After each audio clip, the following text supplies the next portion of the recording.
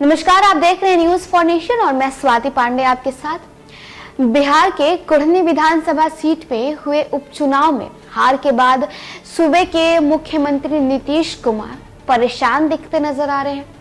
हो सकता है कि 2024 के पहले बिहार के सियासी समीकरण में बदलाव हो जाए।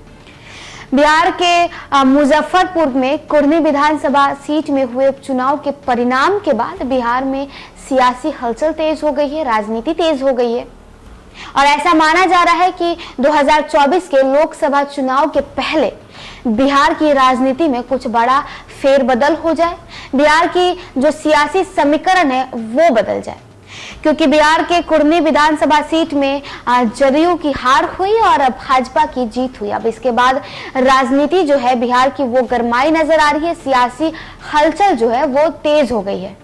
कुढ़नी विधानसभा सीट पर हुए चुनाव में सीएम नीतीश कुमार के पास खुद के फैसले को ही साबित करने का एक मौका था।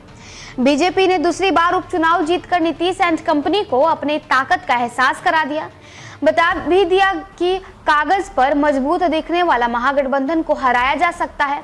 यही नहीं, एहसास भी करा दिया कि नीतीश कुमार में अब वो वाली बात नहीं है जिसके बल पे वे पलटी मार सियासत करते हैं। नीतीश कुमार बड़े बहुमत के साथ बिहार में महागठबंधन की सरकार चला रहे हैं। कुढ़नी फतह के लिए नीतीश कुमार और तेजस्वी एक साथ चुनावी मैदान में थे। बैक से 5 दलों का समर्थन था, बावजूद इसके वहां गच्चा खा गए और जेडीयू उम्मीदवार की करारी हार हुई। अमूमन माना जाता है कि सत्ताधारी दल के पास अगर बहुमत है तो उपचुनाव को बहुत गंभीरता से नहीं लेते हैं। बिहार में लोकसभा चुनाव से पहले संभवतः यह अंतिम चुनाव था। दोनों गठबंधन अब लोकसभा चुनाव में ही आमने सामने नजर आएंगे, लिहाजा चुनाव के नतीजे के मायने भी अलग है। शायद यही कारण था कि दोनों गठबंधन के नेताओं ने कुढ़नी में पूरी तरह ताकत झोंक रखी थी। मजबूत दिख रहा महागठबंधन को हराने के लिए बीजेपी कुढ़नी में प्रयोग भी किया, जो सफल रहा। हालांकि कुढ़नी उपचुनाव को जीतने के लिए सीएम नीतीश कुमार और डिप्टी सीएम तेजस्वी यादव ने पूरी ताकत झोंक दी। सभी तरह के सियासी कार्ड भी खेले गए, लेकिन नतीजा उनके उम्मीदों के प्रतिकूल आया। 7 दलों के गठबंधन को बीजेपी ने अकेले ही परास्त कर दिया। यह दूसरा मौका था जब महागठबंधन को उपचुनाव में हार मिली। कुढ़नी से पहले गोपालगंज सीट पर भी बीजेपी ने आरजेडी को हरा दिया था। हालांकि मोकामा में वह उपचुनाव में बीजेपी की हार जरूर हुई थी, लेकिन इस हार में भी बीजेपी को जीत दिख रही थी। जीत दिखते भी क्यों नहीं, 30 साल बाद पहली बार बीजेपी ने वहां से चुनाव लड़ी थी। बिहार के सीएम नीतीश कुमार के लिए कुढ़नी उपचुनाव इसलिए भी महत्वपूर्ण था कि एनडीए से अलग होने के बाद पहली बार जनता की अदालत में थे। सियासी वजूद को मजबूत साबित करने के लिए जदयू ने आरजेडी से सीट मांगी थी, लेकिन कुढ़नी में नीतीश कुमार को जनता का समर्थन नहीं मिला, जो महागठबंधन को उम्मीद था।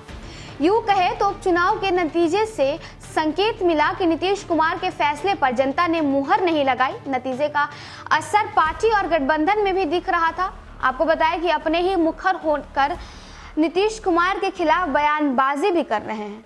कुढ़नी उपचुनाव बीजेपी और महागठबंधन के लिए करो या मरो जैसी स्थिति थी। उपचुनाव में जीत का मतलब 2024 जंग के लिए जमीन तैयार। यही कारण था कि दोनों किसी भी कीमत पर यह सीट जीतना चाहते थे। जीत के लिए हर तरह के सियासी हथकंडे अपनाए गए। आरोप प्रत्यारोप का दौर भी चला, लेकिन सफलता तो बीजेपी की हाथ ही लगी। अब उपचुनाव के नतीजे के बाद से बीजेपी नेता आत्मविश्वास से लबरेज है और अभी से ही 2024 या 2025 को फतह करने के दावे भी कर रहे हैं। तो देखिए, कुढ़नी उपचुनाव जो थी वो बीजेपी और जदयू दोनों के लिए करो या मरो जैसी थी, जिसकी अब परिणाम सामने आ गई है, जिसमें जनता ने दिखा दिया कि वो किसे चाहती है और किसे गद्दी पर बैठाना चाहती है।